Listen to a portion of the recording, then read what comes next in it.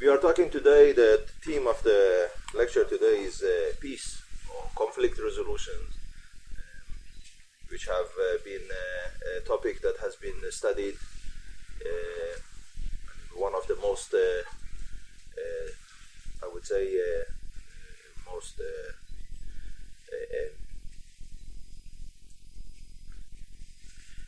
exciting or important topics, which is because of the importance of conflict resolution, importance of peacemaking, importance of negotiation between conflicting parties, and this topic is being studied in a large number of universities around the world because of its importance. And we have also here at the Haifa University international program in conflict resolution headed by Professor Miller, who is currently in Princeton, United States, and he apologized for not being able to come.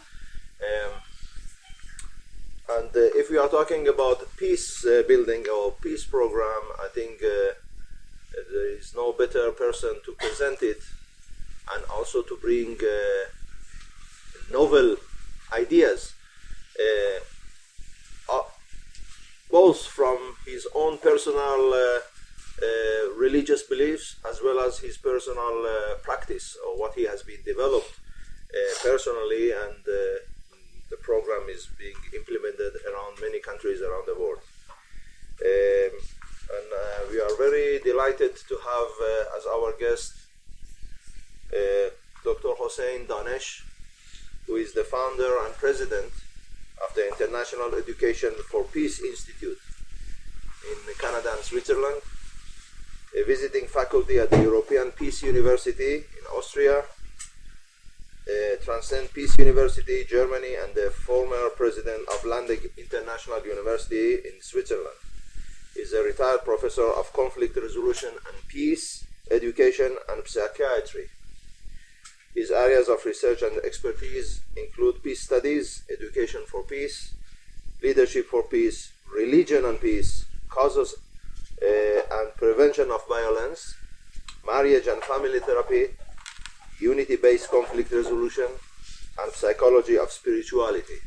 Dr. Danesh is the author and creator of the internationally acclaimed Education for Peace program, first piloted in Bosnia and Herzegovina, and the main author of its multi-volume curriculum.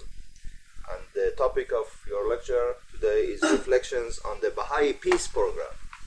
So please. Thank you. And I think I will stand up to see everybody. Good morning. Thank you very much. All right.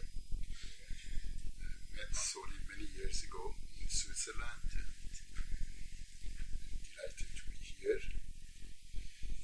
I'm going to share with you some thoughts about the Bahá'í Peace program. And I think it is very interesting that this talk is taking place in this city and at this university, because first of all, Israel is the focal place of four major revealed religions: Judaism, Christianity, Islam, Bahá'í faith, and the international and holy places of these religions are here in this country, and International Bahá'í Center and the holy shrines of the Bahá'í faith are in Haifa and surrounding area.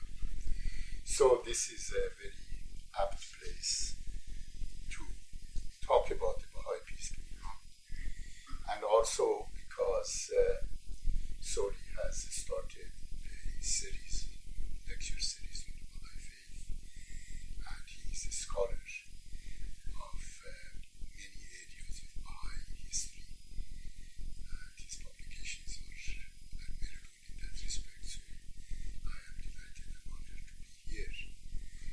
And also, I'm honored to be here because the whole area of peace studies in general, peace education, education in particular, although has been happening around the world, has one of its main areas of scientific study and research in this country. Outstanding scholars in this country have contributed to the study of peace in general and peace education in particular. At this university, you have a Professor Solomon, who is now retired, outstanding world-renowned scholar in this area. So I'm honored and delighted to be here. I know how you all are seeking peace, and we all are.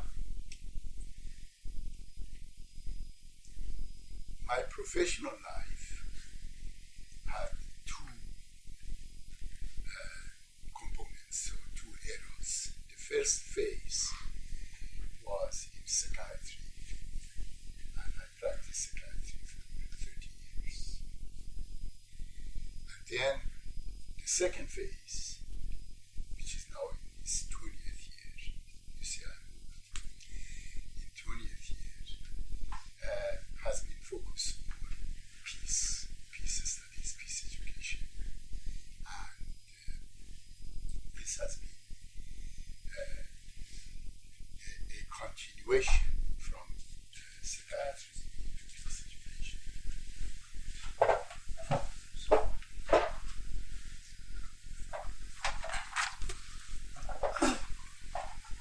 The continuation of psychiatry to peace was a natural process for me because when I was practicing psychiatry, individuals, married couples, families, schools, communities would come to me when really looked at the core of what they were looking for was peace. People would go to psychiatrists and say, give me peace of mind, give me peaceful relationships, let me create a peaceful environment, a peaceful school. Peace has been always a quest of humanity. It's nothing. It's not me. So, my own practice, on the one hand, the fact that I was born and raised in Iran, a country of enormous violence, a country that doesn't know peace, and being a member of the minority in that country, member of the Bahá'í faith, and being persecuted throughout the years that I was there. These all contributed to my interest in the area of peace. And then I went, after finishing medical school in Iran, went to the United States and specialized in psychiatry. And United States, a country of individualism and excessive liberalism, with enormous interest in conflict and violence and prevalence of violence. These all make you reflect on what is peace, how can we create peace, how we can go about peace. So I was challenged in my studies because if you look into literature about peace, you will see that fundamentally it is believed at this time that conflict is an innate and unavoidable aspect of human experience. And therefore, we always are going to have conflict.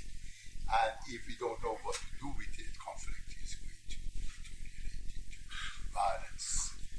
And neither conflict nor violence are conducive to peace. So as such, if we follow that way of thinking, we just simply have to give up the idea that we are going to have peace, that peace the other hand, I was very interested in the teachings of the Baha'i faith. And when you review the Baha'i literature, holy writings of the Baha'i faith, you will see that the notion of conflict between human beings, between religions, between nations is totally rejected. And the fundamental focus of the Baha'i faith is peace. I'll give you an example of it. So you see how this has evolved in the Baha'i thinking about peace, the origins of it, you see. In the spring of 1890, Edward Granville Brown, who was a professor at Cambridge University, an Orientalist, who had been in Iran, who had been very familiar with the Bahá'í and the Bahá'í religions, and who spoke Persian and so forth. He came to Akko, where Baha'u'llah, the founder of the Bahá'í faith, was a prisoner. And he was the only Westerner that had the opportunity to meet Baha'u'llah. The only Westerner. And here is what happened in that meeting, that historic meeting. This is the account of Brown. Brown says, the face of him on whom I gazed, I can never forget, though I cannot describe it. Those piercing eyes seem to read one's very soul. Power and authority sat on that ample brow. No need to ask in whose presence I stood. As I bowed myself before one who is the object of a devotion and love, which kings might envy and emperors sign for in vain. A mild and dignified voice bade me to be seated, and then continued. This is what Baha'u'llah said in that interview with Brown. His message to the Western world, basically, and all. Okay. He said, praise be God, to be God, that thou hast attained. Thou hast come to see a prisoner and an exile. We desire but the good of the world and the happiness of the nations, that all nations should become one in faith, and all men as brothers, that the bonds of affection and unity between the sons of men should be strengthened, that diversity of religion should cease, and differences of race be annulled. What harm is there in this? Yet, so it shall be. These fruitless strifes, these ruinous wars shall pass away, and the most great peace shall come. Let not a man glory in this, that he loves his country. Let him rather glory in this, that he loves his kind. That was in 1890, in this area, this call for peace. When we study the writings of the Baha'i faith, we realize that there are at least two dimensions about the Baha'i peace movement, two issues. One is the Baha'i concept of peace, and the other one is the Baha'i community as a prototype of a peaceful society. In my talk, I will primarily focus on the Baha'i concept of peace. It would take much longer if I was to focus on the second item as well. Now, the Baha'i concept of peace is it has certain unique characteristics, and it focuses on the one hand on the moral and the spiritual aspects of peace, foundations of peace.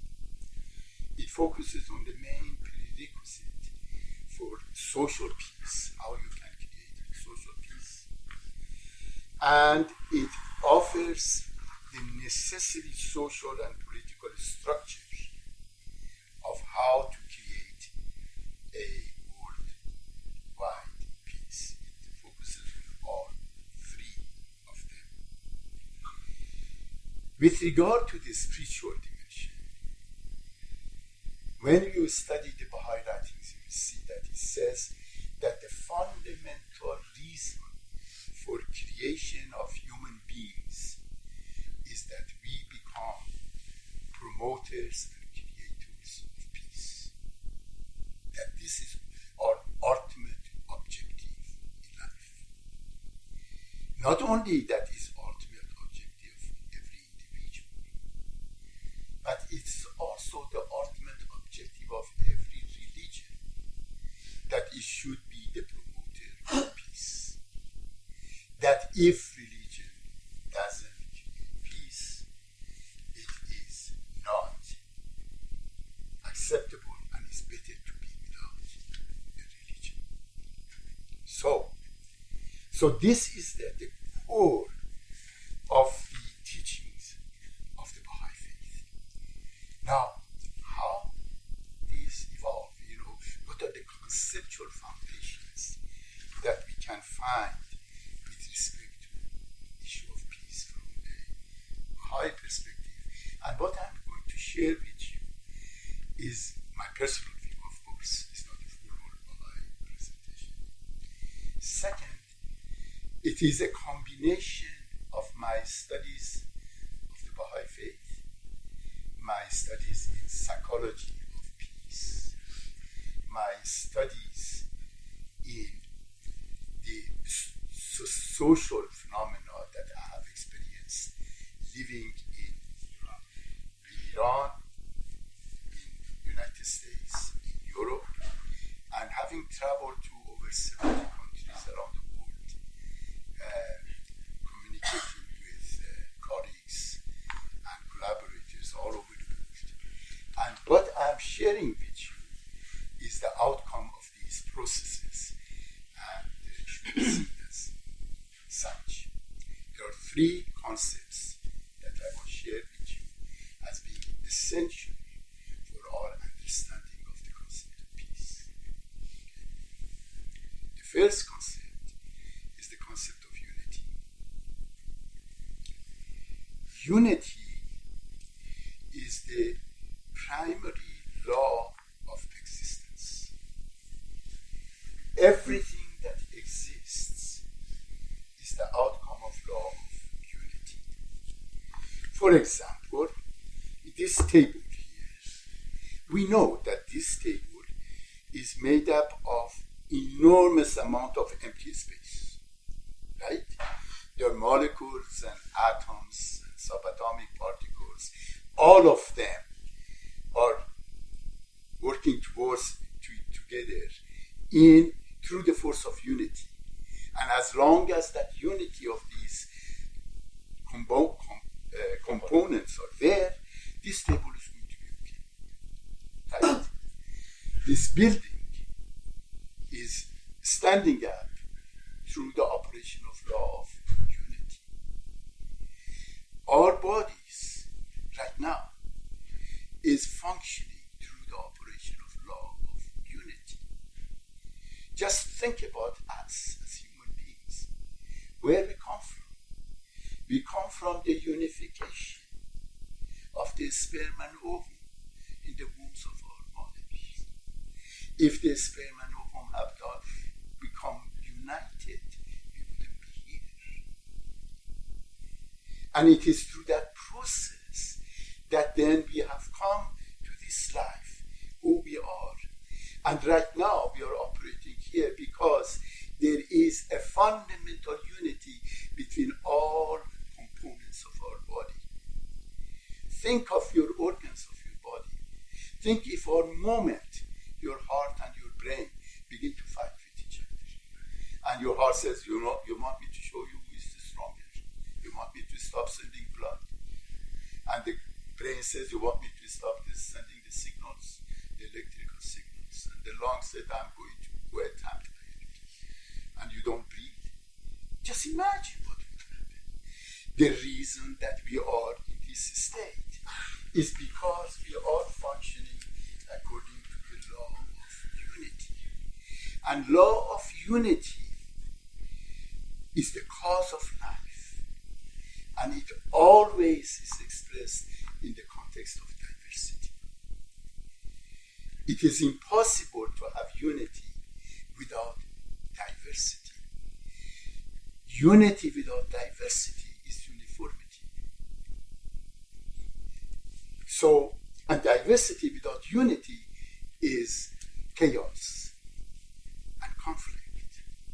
So the fundamental law of life, the fundamental law of existence is unity. And this law applies to the physical level, biological level, social level, unity of the family, unity of the society, unity of nations, unity of the world.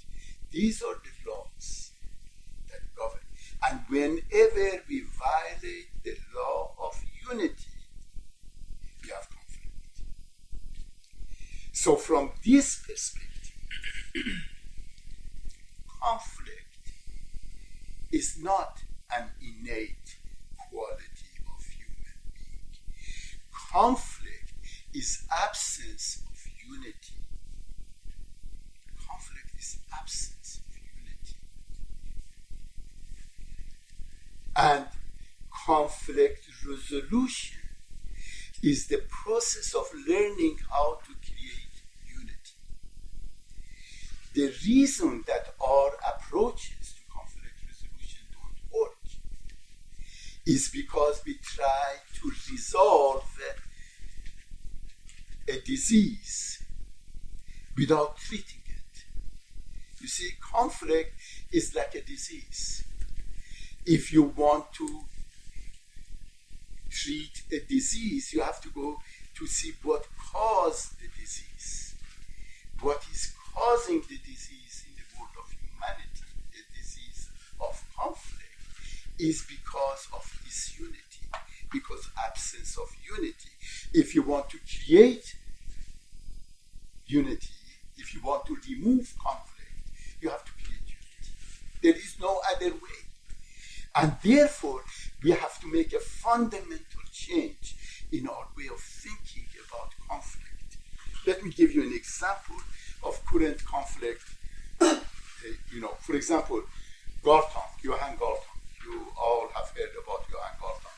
Johann Galtung is considered as being the father of modern studies of peace. Okay, very good friend of mine. Okay, and we argue a lot. Okay, and he said, conflict, incompatible goals are as human as life itself. Listen, conflict, incompatible goals are as human as life itself. The only conflict-free humans are dead humans. Isn't that interesting? That's the way of thinking in the conflict resolution community. That the only way that we are alive is through conflict. And if we become conflict free, which means peaceful, we have to die. Okay. And he further goes, the only conflict free humans are dead humans. And war and violence are like slavery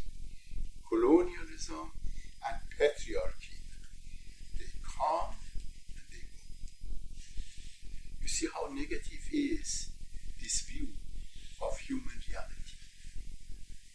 That we are not going to be able to get rid of conflict or violence or war or colonialism or patriarchy or slavery. That these are going to be with humanity, they come and they go. Okay. And this, of course, this concept is related to the concept of survival of the fittest that is being promoted not only in biology but also in political sciences, in economics, in all of those things. The whole area, you see. So we live in a world that is imbued with conflict.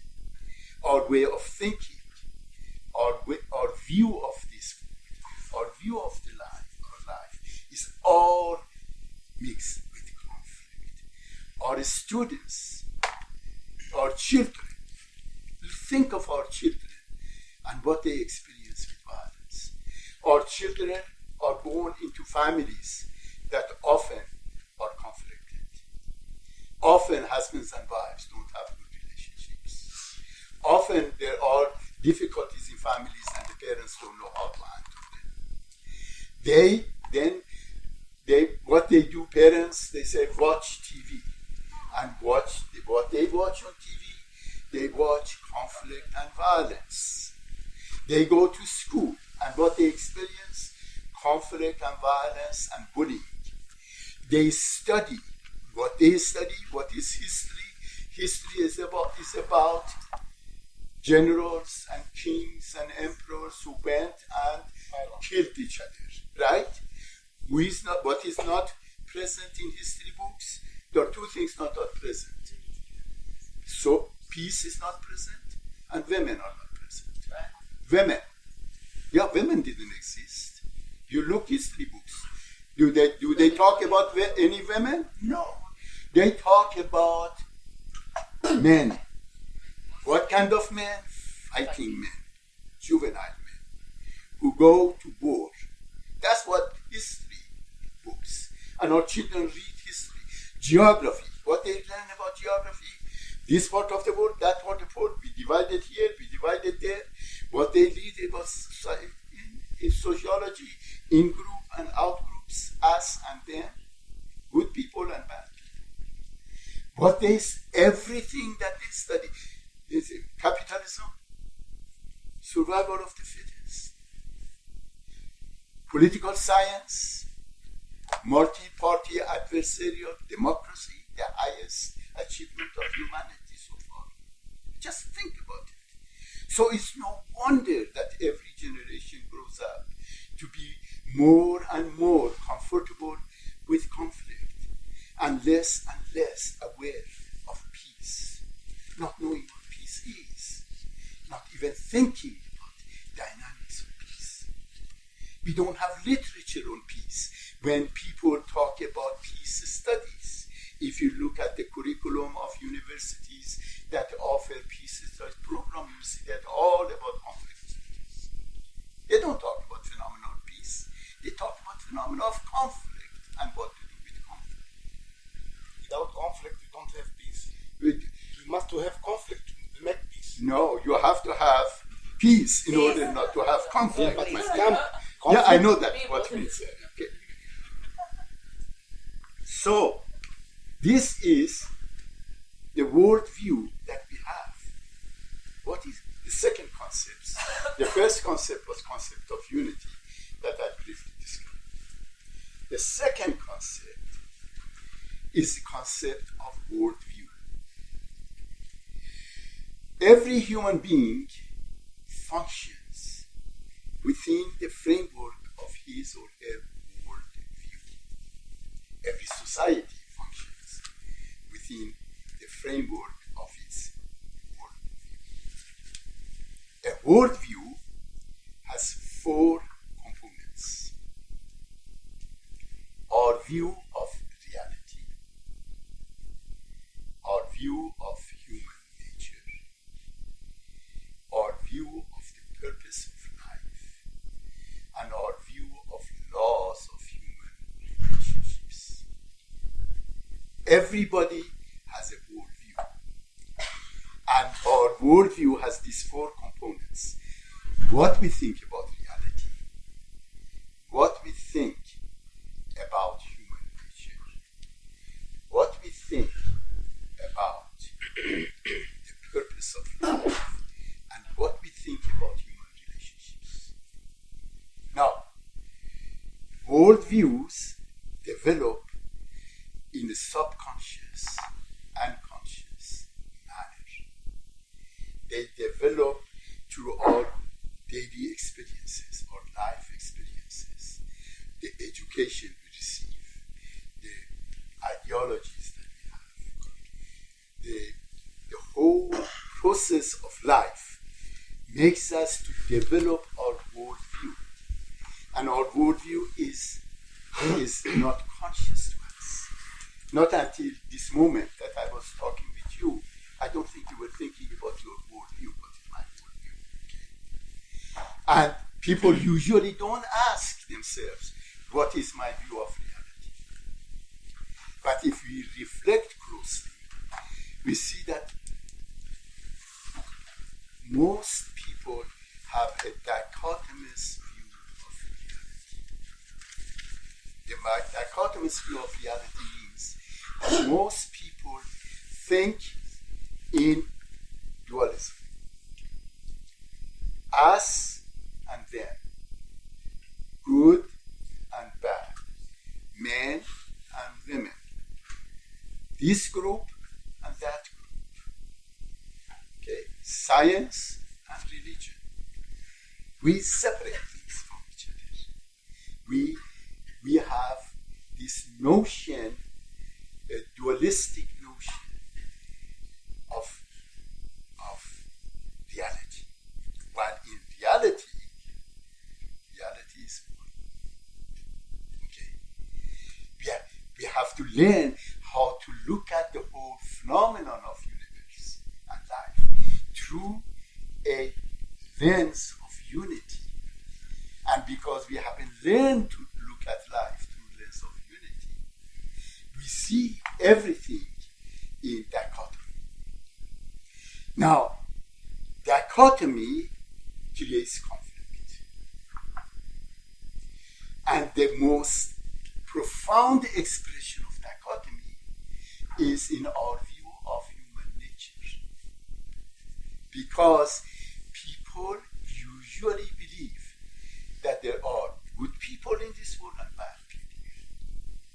And we are the good people and we are the bad people. It is because we have this subconscious, unconscious, dichotomous thinking of reality.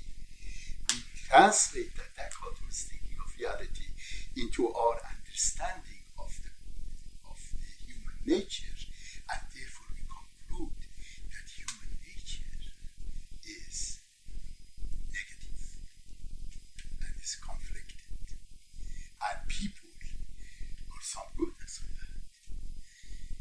And then that shapes our view of the purpose of life.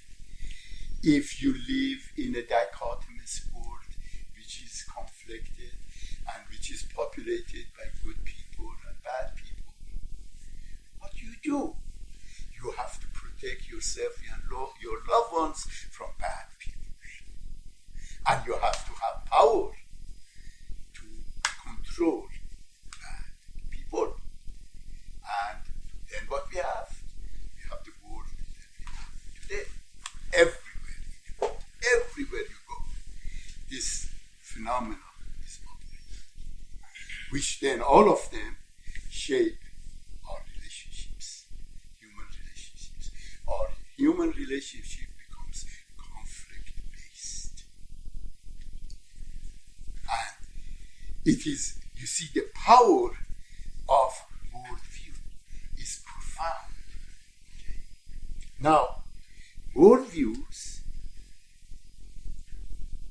we can have many worldviews, but if we want to really think about worldviews in a systematic manner, we can identify three meta-categories of worldview.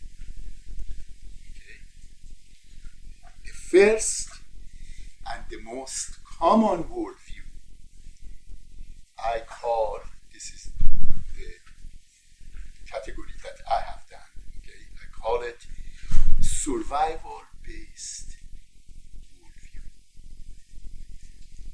Survival-based worldview is the most common worldview, the most ancient worldview. As humanity was evolving on this planet, life was dangerous.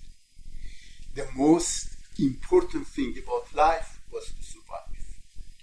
Where the next food would come from, where you can find a shelter, how you can protect yourself from the forces that are outside.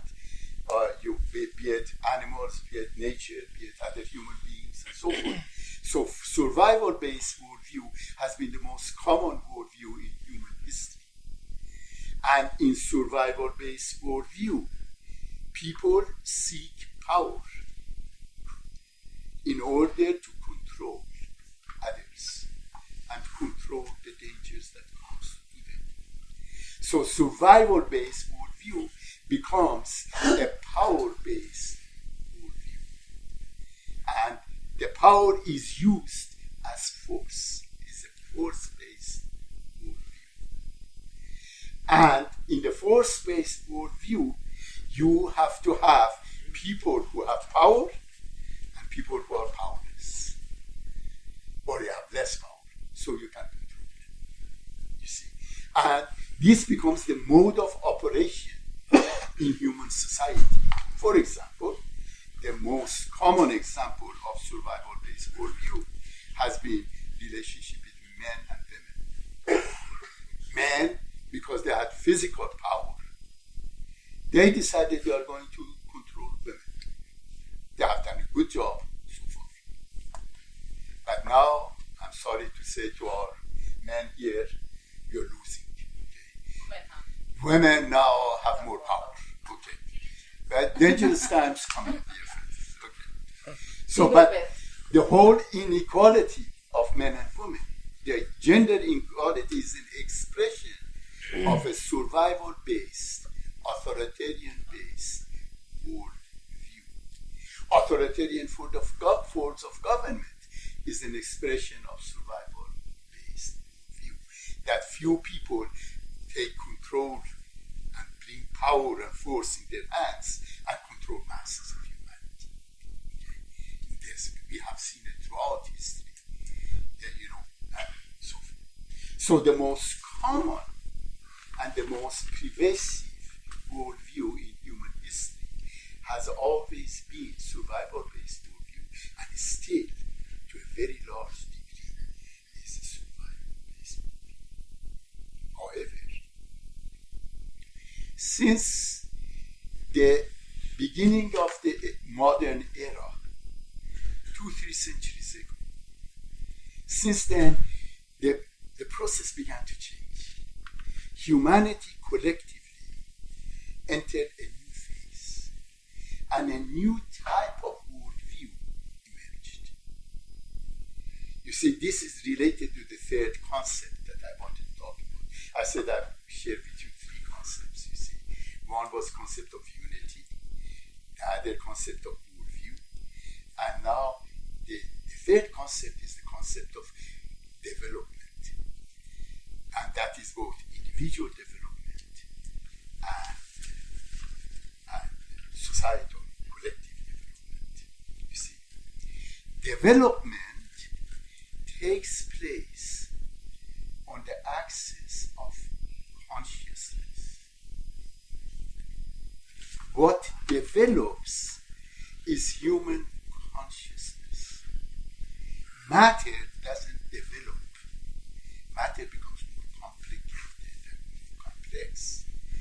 It is what develops is human consciousness. Okay?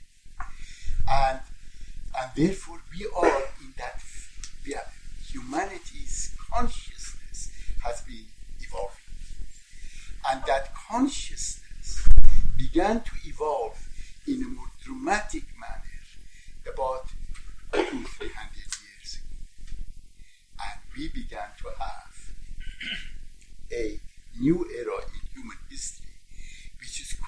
correspondent with the collective adolescence of humanity.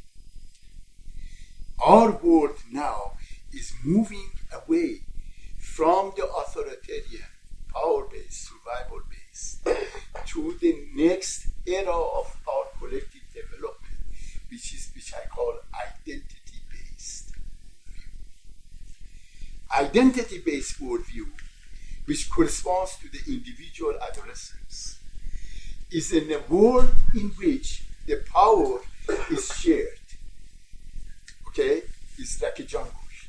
In a jungle, all animals, they have different kinds of power. You know, even the little mouse can go on the back of the elephant and start eating on the back of the elephant. An elephant cannot do anything about it. Okay? This is the nature and dynamics of power. So the most important thing in this identity-based worldview is competition. We compete. Who is going to win? The whole idea is to win. While in the survival-based worldview, the idea is who is going to control. In the identity-based worldview, which was the era of Darwin, the survival of fittest describes the reality of existence. And we are now in that phase in the collective development of humanity. Our world at the level of consciousness is functioning according to level of adolescence. And that's why competition is so prevalent in our way of thinking. Power struggle is so prevalent. Let me give you examples of the identity-based worldview in the world today. Okay? The whole movement for equality of women and men is that one expression of that. The whole movement for creating nations based on historical identities of people. Israel is a good example. Okay? All over the world. It is for a group of people to say, to establish their identity as unique beings in this panorama of humanity. Okay? We are in the midst of that formation of identities, not because of colonialism, not because of control of others, but because people have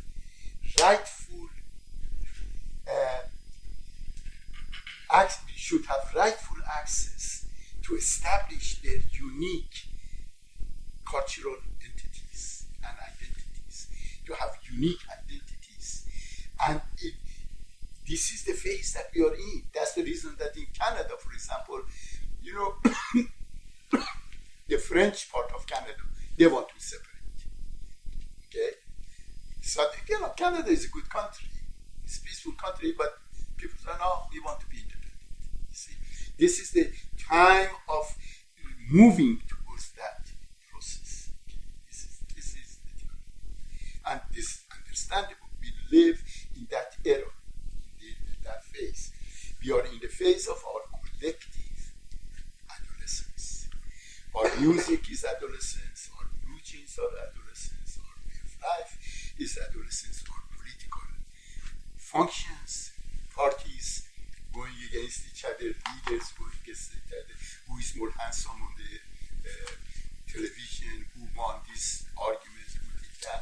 Everything in the world, its economy is all in competition state. The whole world is functioning according to this level of consciousness. However, I said there are three major categories of view. The first category, survival-based. The second category, identity-based. The third category, which humanity now is approaching, is the unity-based view. This is the era that humanity is beginning to understand that we have to move from earlier stages from the era of authoritarian, power-based, survival-based, the era of identity-based, competitive-based, and so forth, to era of unity and peace. You know, think of Europe. European nations had to go through 2 world wars, kill millions and millions and millions of people, bring enormous destruction to humanity because they were little adolescent nations at each other's. And finally said, oh, let's give up. Let's start, creating European Union and so forth. They still hate each other. But they realize that through the experience that they have done, that they have to go differently. The establishment of United Nations, the League of Nations, all of these economic agreements that we are doing around the world, all of these movements around the world are movements towards unity.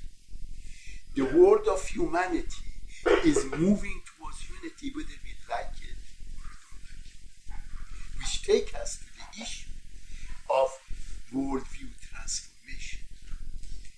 You see, worldviews, identity-based, survival-based, unity-based, and every one of us here can think about which kind of a worldview is we have, which kind of worldview in our society is prevalent, and so forth. You know it. Okay.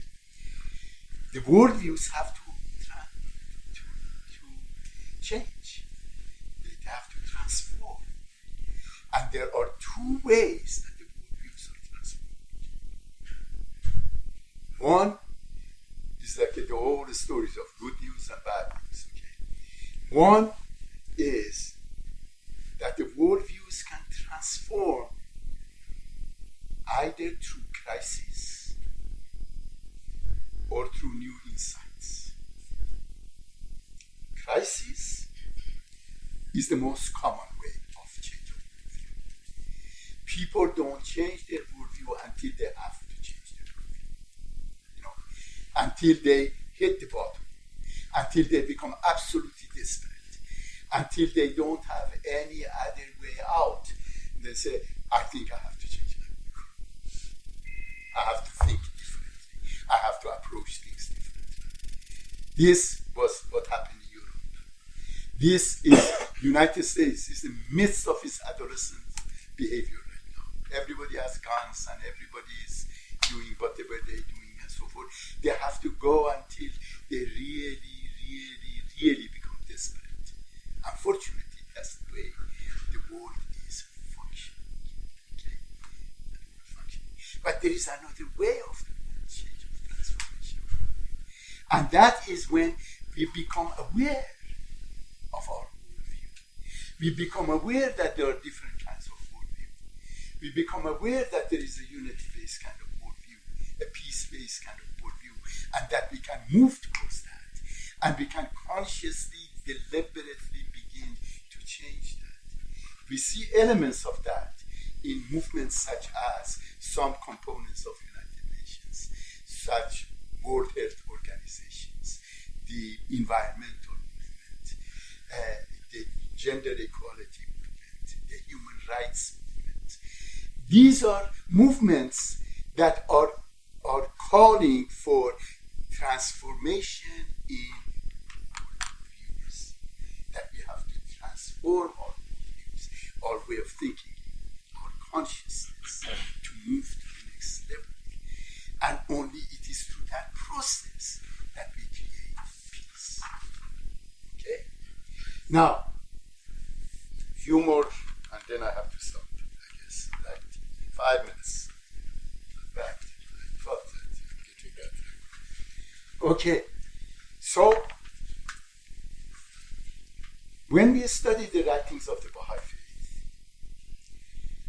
we see that in different writings, the fundamental requisites or prerequisites of peace are outlined. For example, there are statements by Baha'u'llah and Abdul Baha in which he says, the peace of the world would not be established until its unity is established. So, peace is the ultimate objective. If we want to have peace, we have to have unity. However, unity cannot be established unless its prerequisite is present. And in his tablet to the world, Baha'u'llah says, the purpose of justice is appearance of unity among people. If we want to have unity, we have to have a just society. We have to have justice. We cannot have unity without justice. Who is justice? Justice is that phenomenon in which we work together to create unity. Yeah, the unity, if we, there's of course, there are two dimensions to issue of justice. One is reward and punishment. The other one is the purpose of reward and punishment. That the purpose is to create conditions that are conducive to justice, to unity. And when we do that, we have brought about justice. Right now, because our mindset, our worldview, is an identity-based worldview, a dichotomous worldview, us and them worldview, then it becomes my justice and your justice and his justice and everybody else's justice.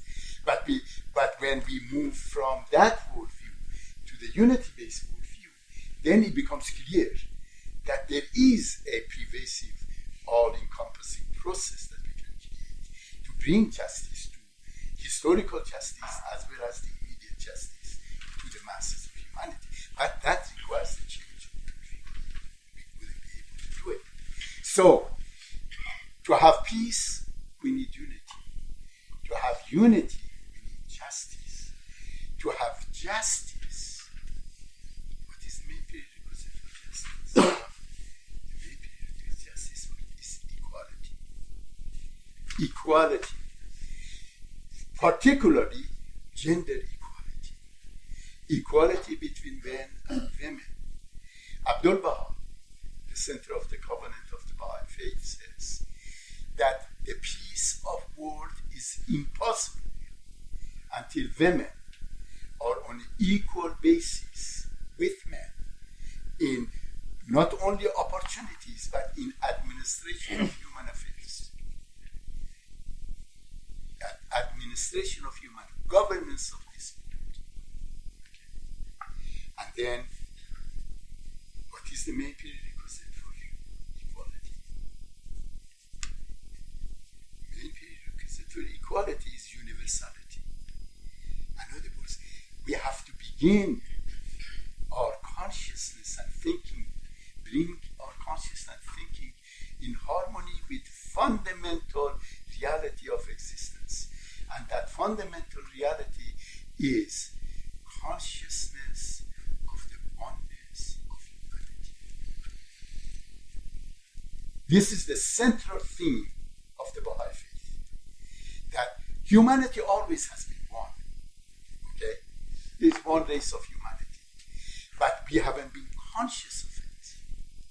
We haven't been conscious of it because we have looked at humanity through the eyes of otherness rather than through the prism of unity. And therefore, we think there are many humanities, but there is only one humanity. So there is much more to go, but this is the summary of the concept of the Bahá'í faith with regard to peace.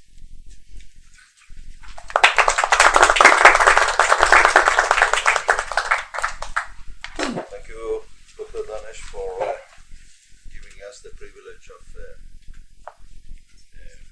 getting to know a totally different worldview, concept of how to make peace. And I advise you maybe to consider, there is an Israeli-Palestinian thing going have so much. Yeah.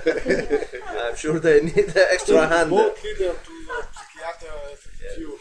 And I would propose whether you have considered presenting this in TED, this concept. It's a good idea, so this is a medium that you can... I don't know how to go about that. Well, you can apply it to TED. And, All right. so that's a good view. I think that's a good view. Yes, the floor is open for questions. Yes, please. Well, thank you very much for your lecture. This was a pleasure to hear about Bahá'í faith. This is the first time. I think it's a really rich explanation.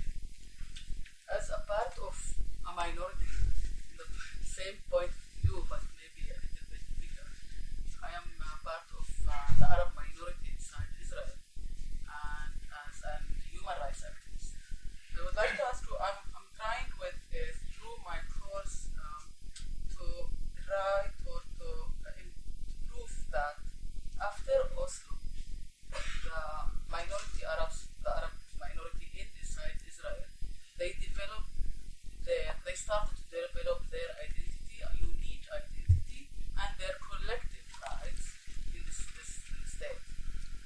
Because in Oslo we were out of the process.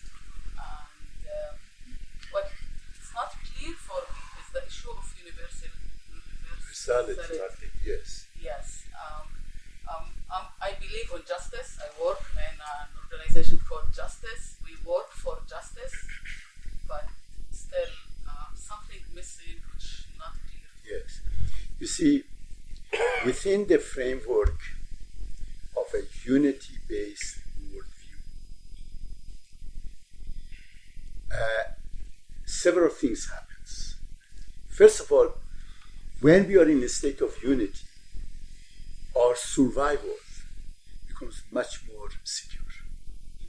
Okay, a unified society has much greater degree of capacity to take care of its members and so forth. This if the state is not a Jewish state. No. You know, I'm we have talking. a clash No, with I'm not the talking about state. Jewish and Palestinians. in general. I'm Okay. talking about Yeah, general. okay. Okay, because I'm inviting you to do something unusual. Yeah. Okay. Yes, of course. So my challenge. that's right. So in the context of unity, both your survival and your identity are secure. In other words, a unity-based worldview means a worldview, a way of organization of human societies in which the welfare of all people are considered and protected, and their unique identities are acknowledged, valued, and promoted. You see, the whole concept of unity is the whole issue of diversity, in which diverse people come together and create a larger whole without losing their identity, their unique identity.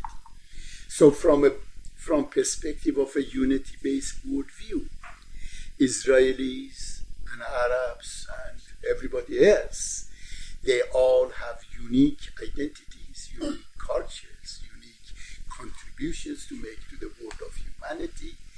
We are all at once unique and universal. We are all at once citizens of Israel and citizens of Palestine and citizens of wherever, and we are also citizens of one world. When we move towards unity, our identities, our personal identities, they are not obliterated, they are not taken away from us. We become unique in the context of the universe, you see. And that's a good example of it, is, in the context of, let's say, European Union. The countries have remained, but they have developed a higher level of identity also, okay? That's what has to happen in African, now we have African Union and all of these. The idea is to expand without losing the uniqueness. This is the combination of uniqueness and universality. And this is the requirement of a more mature way of consciousness, a more mature, more evolved consciousness, which, as I said, is upon us. We don't have really a choice but to move towards that expanded consciousness and awareness of humanity. We don't have a choice. We are moving that. But as I said, unfortunately, the process of change of worldview has been always through trials and through fire rather than through consciousness and awareness.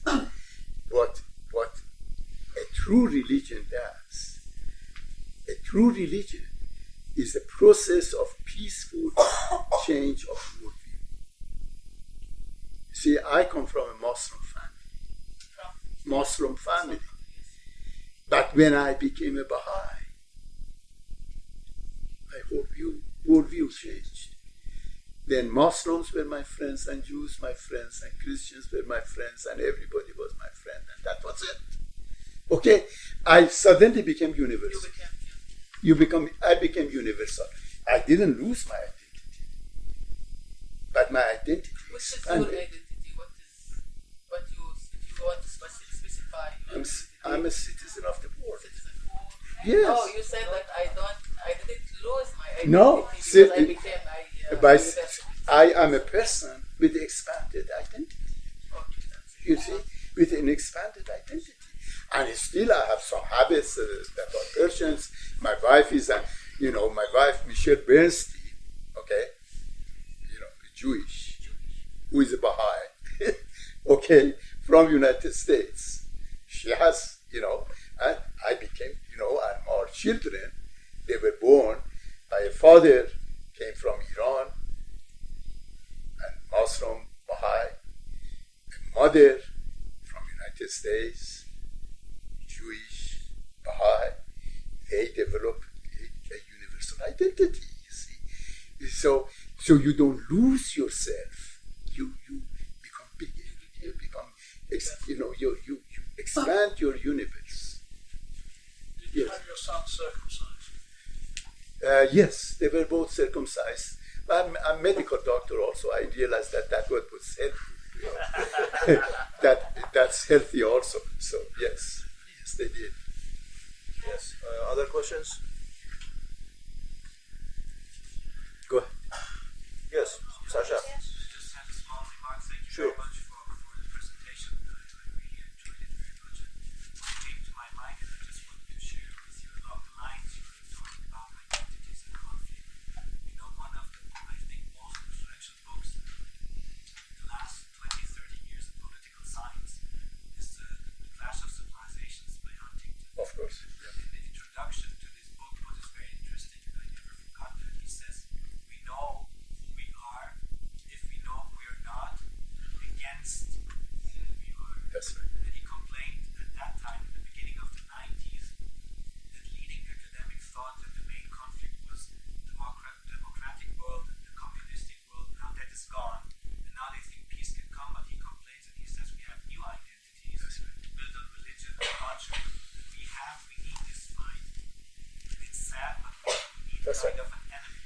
And you can see this, almost everywhere in literature and science, that it's an enemy building. Yeah, but that's the characteristic of a second level and first level of consciousness, the worldview. These are the scientific expressions of survival-based worldview and identity-based worldview, and that's the reason that I completely challenge the current perspectives on conflict and so what it is. It's just not, as far as I'm concerned, they don't hold any water any longer. Yes, Lido. Just small thing that came on my mind. I'm dealing with my research with the issue of higher education and its role in shaping political identities. Now, in this frame, I would like to raise the point that right now we are sitting in the Faculty of Humanity, or under the auspice of the Faculty of Humanity, not the Faculty of, the Faculty of Humanities, not the Faculty of Humanity. So if we're talking about political Yes, I discourse know, and I how know. they shape the mind, Yeah, universities are the most identity-based adolescent environments you want. They are absolutely identity-based. Competition that is going on, and the lack of openness to new ideas and so forth. It's I've been, all my life has been university. I know how it is, and this is the challenge of our times. Yes, scholars have to become aware of their worldview and the impact of their worldview in the research that they do and the conclusions that they reach. My most recent book just came out last week. Is called Fever in the World of the Mind, and the subtitle is on causes and fever in the world of the mind, and the subtitle is on causes and prevention of violence. And in it, I talk about the impact of mindset of people on this issue. So anyway, that's a long story. congratulations for the new book. Yeah. By the way, if you want to look at my books, some of my books, most of them are, the best way to go and find them is on Amazon. If you go H.B. Danesh, and the books, you will find many volumes of Education for Peace, integrative curriculum series. You have one copy of it. Yes. And many of them. So you will see many of the books, and including this new. I just wanted to mention, excuse me, John, that relating to what you said, of course, Dr. Danesh didn't have the time to expound on all the aspects of the Baha'i religion, but there is also, the conflict that we have here in this area. Much of it is religious-based, and of course, the Baha'i worldview is also have the unity of religions and the progressive revelation. Maybe you want to expand a little bit on that. The unity dimension goes also into the That's right. the religions. That's so right. It's very Unity of religion, meaning that there is only one religion. There is only one religion of God. There is one God, and there is one religion of God. And because humanity evolves, the religion of God is renewed according to the needs of humanity at different stages in its evolution. So religion comes from time to time to time. And if you look at them, you will see that every new religion that comes, they take focus on the essence of the previous teachings of previous religion and say, yeah, they are all correct. And they bring new dimensions according to the needs of humanity at that time. So you look at the Old Testament, the New Testament, Quran, you will see, you go to Quran and they tell the stories of the Old Testament and New Testament and all of those teachings because those are from God. God hasn't changed, We are changing. We as humanity evolve and develop. And Baha'u'llah, when you read in the writings of Baha'u'llah, you will see the profound respect and acceptance and of all religions of the world, and seeing the fundamental oneness of the spiritual principles of all religions, that they are constantly expanded and given to humanity at a higher level of a new revelation in order to help humanity to move beyond, to go further and further and further.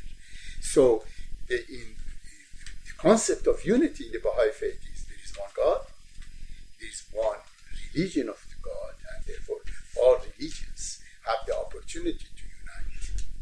And there is one humanity, and therefore all masses of humanity can unite with each other. this is a comprehensive concept in the book that I gave you, my book, one of my books. I go into that details about that, and I included in that a talk that I gave at the Hebrew University of Jerusalem on the whole issue of Baha'i perspective on religion and how Baha'i perspective in religion focuses on our fundamental unity. Yes, John. You talked of the dichotomy. Yes, I did. Women, science, religion. I said this is the way people are. Yeah.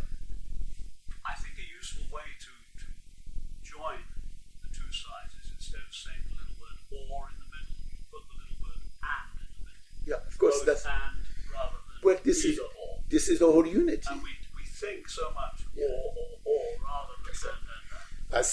We're tuned to thinking That's very true. old style. That's very true. with or. As soon as we begin to focus on all phenomena of life through the lens of unity, as soon as we begin to do that, then the ors change to and, And the second question is, your personal view, when do you think there will be gender equality in the universal grounds of justice? Gender equality. Yeah, i.e. women in the universal grounds of justice. Well, I don't think at this time it's going to happen. This time, No, the next time. because it's again, you see, it's the revelation of God is an ongoing revelation. This is not the last religion coming from God. That Baha'u'llah clearly says he has come, and others will come after him, and religion will be renewed according to the conditions of time. The challenge for men in our world today is to learn the ways of equality. This is the challenge. And it is men's responsibility to bring equality, gender equality, not women's responsibility to fight for it. Right now, women have to fight for equality. The fundamental challenge is for men, and including men of the House of Justice, is to create conditions in the world of humanity and within the Baha'i community and outside of the Baha'i community, so that men would learn to deal on an equal basis with women, rather than women being so desperate fighting for their rights, equal rights. It is our challenge. This is the process of men moving from juvenile, adolescent way of power-based thinking to become much more feminine qualities, much more aware, that becoming whole people. And in the process, women, through the education that receive, through the equal rights that they have and so forth, begin to show their unique capacities to advance civilization. So this is the focus of the universal justice. And if we had the chance to look at the Baha'i community and how it works, you will see how it's really beautifully working. So that's not an issue. The fundamental issue is not who is on the House of Justice. The fundamental issue is what is the House of Justice doing to bring about the fundamental harmony and equality between men and women, between races of humanity, between all of those. That's unity. That's the fundamental. We get stuck on these notions of this and that, which belongs to a adolescent-based, identity-based worldview rather than unity-based worldview. Once we begin to look at the unity-based worldview, these issues go into background. Fundamental issues come to the fore. Well, thank you very much, Dr. Danesh, for Thank you. inviting us again. And we have reserved the next time you come here, definitely